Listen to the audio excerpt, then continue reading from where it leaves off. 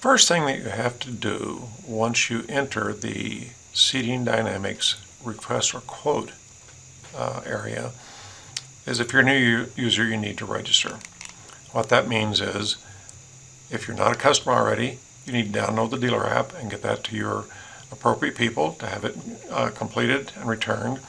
And then you need to fill in your name, phone number, email, all that stuff. Set your own password. We have no control over that. We don't know what they are. Your company name.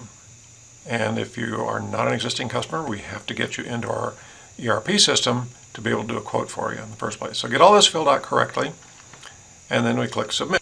So now we're going to log in. I've been approved. I'm ready to go. So I'm logging in. Put in my email address.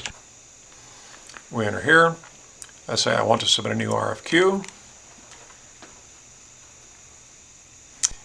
You have to change this view product disclaimer from no, the default, to yes. At that point, it's a simple matter of picking the wheelchair manufacturer, scroll down to what you want, and let's say it's going to be a chemo builder for the heck of it here.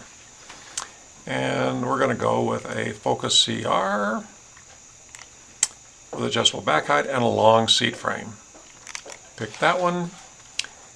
And something that we're interested in, just for the heck of it, is what's the funding for this? So if you see something there, click on it and tell us.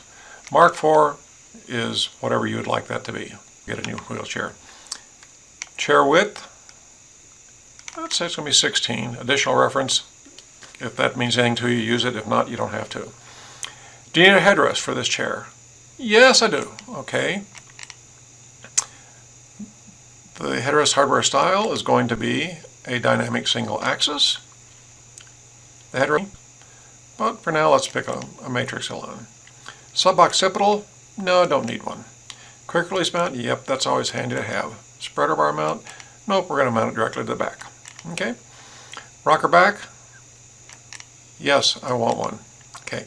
Here you don't have anything else to enter because you've defined all that up here in the chair. So let's move on down. Dynamic footrest required? Yes. Now we get into a little bit of information. So the back of the knee to the heel, aka popliteal fossa. Select one. And let's say it's 16¼ inches. Back of the knee to the seat rail. This is kind of a cushion thickness, but not necessarily. So pick an appropriate number there. Let's say it's 3½ inches. Now for the knee style, we want a dynamic adjustable, ankle style, again, dynamic plantar dorsi, foot plate size, and it's going to tell you here already based on the seat width, 5x8 or 6x10 foot plates will work. So let's go with 6x10 because he's got big feet. And that is all there is to it. I can put in comments, questions, whatever in here. At that point, I hit submit. You get a screen that displays what you've got. It's going to send this to you in an email and send it to us in an email as well. We'll get it and we'll get you a quote immediately. This is the most convenient way, the best way to convey the information to us. It is the fastest. Currently, we have several requests for quotes sitting here on paper where people did not supply all of the information. So this will get it done much faster.